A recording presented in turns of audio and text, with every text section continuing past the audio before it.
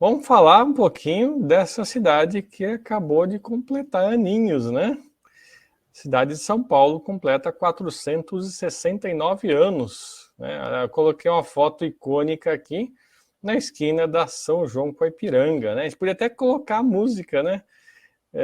Mas não deu tempo de colocar a música, mas fica aí a dica, porque é muito icônico esse local. E aí em frente eu até ia colocar a foto, acabei não colocando, o Bar Brahma, né? Um dos mais tradicionais da cidade, fica justamente nessa esquina.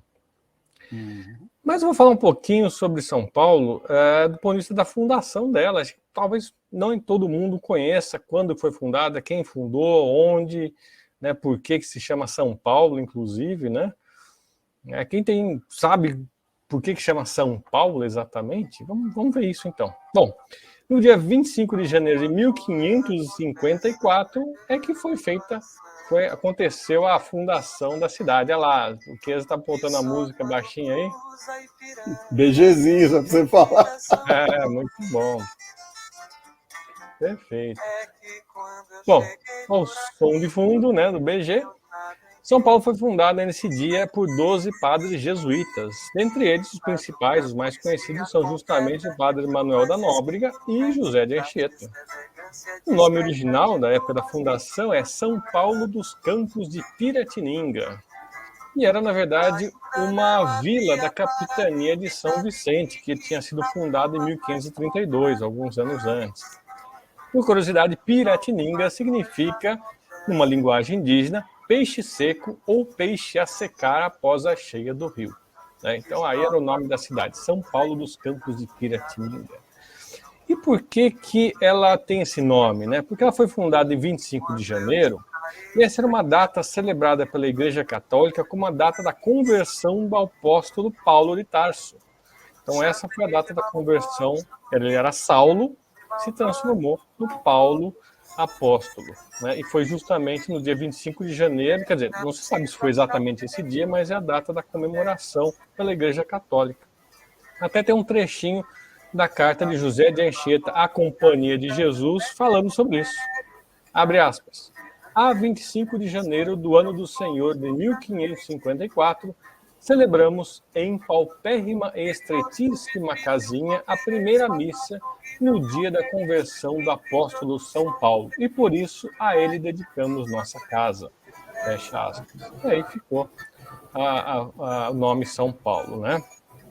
Vou colocar aqui um quadro chamado Fundação de São Paulo. Foi pintado por Oscar Pereira da Silva em 1909, tentando mostrar o que foi mais ou menos essa época, essa fundação. Né? O local onde isso aconteceu, onde foi criada essa casinha aí dos jesuítas, foi justamente o lugar onde é hoje o pátio do colégio, no centro histórico da cidade de São Paulo. Esse é o local da fundação original, um planalto entre os rios Pinheiros e Tietê, né? E essa casa, claro, não foi essa que está aí na foto, né? Na foto, essa é uma construção com base no original, na casa original que tinha aí antes de 1653. Né? Então, na época, era uma cabaninha de nada, isso foi evoluindo, e essa é a construção atual aí.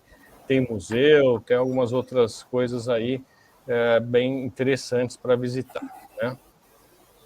Bom, a cidade foi inicialmente habitada por colonos portugueses e tribos de índios guaianazes.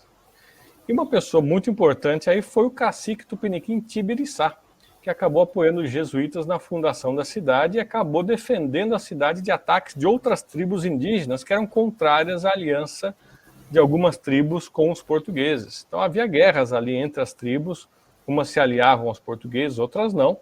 E o índio cacique Tibiriçá, ele juntou aí umas tribos, aí defendeu a cidade, na época minúscula, né, de outras tribos. Né? E ele acabou se batizando pelos jesuítas e mudou seu nome para Martim Afonso Tibiriçá, usando o mesmo nome de um outro português, né, que era o da capitania de São Vicente. Né?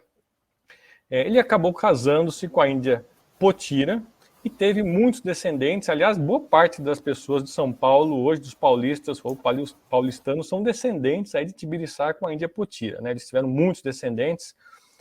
Inclusive, por curiosidade, a rainha consorte Silvia da Suécia atual é uma descendente do índio Tibiriçá. Vocês podem procurar aí depois, aí a rainha Silvia da Suécia, ela tem como ascendente aí, inclusive eu, né? Eu preenchi minha genealogia no site ali dos Mormons, que tem a maior base genealógica do mundo, e eu consegui reconstruir uma linhagem que chega até o índio Tibiriçá. Então, eu e a rainha Silvia da Suécia somos parentes por algumas dezenas de gerações atrás, aí, assim como boa parte da cidade de São Paulo. Bom, o índio Tibiriçá está com seus restos mortais aonde? Na cripta da Catedral da Sé. Então, aí nessa foto vocês veem à direita uma imagem, aí, alguma pintura. Não é, né, claro, ninguém registrou na época talvez a imagem dele, mas é uma gravura aí representando o cacique Tibiriçá. E à esquerda nós temos o local onde estão os restos mortais do cacique Tibiriçá, né? Bom, algumas curiosidades sobre São Paulo, né? A área total dela é de 1,5 milhão de quilômetros quadrados. População total de 2021 era de mais de 12.396.000 habitantes. E a região metropolitana, que compreende no total 39 municípios, incluindo São Paulo, é de 22 milhões de habitantes. É a 6ª ou 7ª região metropolitana mais populosa do mundo, dependendo da lista que você vê, né, que considera uns aspectos ou os outros, entre 6ª e 7ª região metropolitana mais populosa do mundo. Em termos de cidade, é a 14ª cidade mais populosa do mundo, sendo que é a mais populosa do hemisfério sul e a mais populosa do hemisfério ocidental, né? Sendo mais populosa até que a cidade do México ou Nova York, né?